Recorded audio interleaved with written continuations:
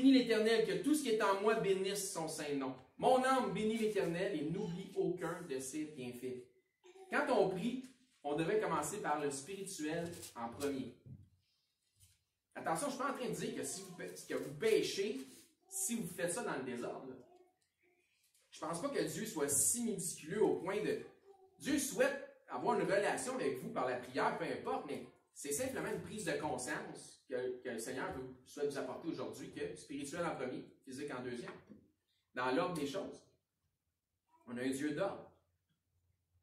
Qu'est-ce qui se mouvait à la surface des eaux dans Genèse? L'Esprit de Dieu. Voici une autre raison pourquoi nous devons tout d'abord focaliser sur le côté spirituel, parce qu'on va passer pas mal plus de temps dans l'éternité spirituelle que sur la terre physiquement. OK? Il faut juste prendre conscience de ça si on est sauvé, que c'est ça qui nous attend. Donc, voici une autre raison pourquoi nous devons tout d'abord focaliser sur le côté spirituel lorsque l'on communie avec Dieu. Jean 4, 24, ça dit là, Dieu est esprit. Qu'est-ce qui se mouvait à la surface des eaux? Dieu est esprit. Il faut que ceux qui l'adorent l'adorent en esprit et en vérité. L'esprit avec l'esprit. On doit l'adorer. Question. Est-ce qu'on doit l'adorer en corps physique en premier? Tout ce qui est charnel, tout ce qui est temporel en premier ou en esprit? En esprit. Amen? Okay. Donc, faire passer l'esprit en premier. Pourquoi? Parce que lorsqu'on communie avec Dieu, ce que ça nous dit dans Romains 8, 16, ça nous dit que l'Esprit lui-même, l'Esprit de Dieu, rend témoignage à notre esprit que nous sommes enfants de Dieu. On parle à Dieu d'esprit à esprit. Le contexte de ce verset est fortement axé sur l'esprit d'abord et avant tout, dans Romains 8, 16. Puis juste pour être sûr, on va lire le contexte. Romains 8, 12 à 16. Voyons le contexte. Ainsi donc, frères, nous ne sommes point redevables à la chair. Ça, c'est physique.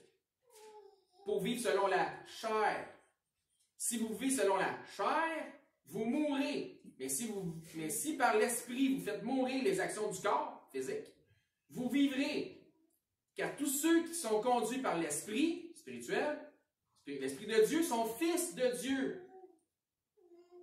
Et vous n'avez point reçu un esprit de servitude pour être encore dans la crainte, mais vous avez reçu un esprit d'adoption par lequel nous crions Abba, c'est-à-dire Père. L'Esprit lui-même rend témoignage à notre esprit que nous sommes enfants de Dieu. Je pense que ça ne peut pas être bien plus clair. L'Esprit en premier, physique en deuxième. Dans notre relation de prière avec Dieu, dans votre relation de prière avec Dieu, commencez-vous par ce qui est spirituel, ce qui est charnel ou est temporel.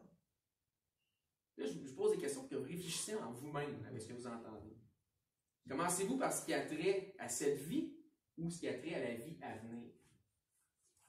Commencez-vous par des louanges et des actions de grâce ou par des requêtes individualistes? Commencez-vous par louer son Saint-Nom ou par vos inquiétudes physiques?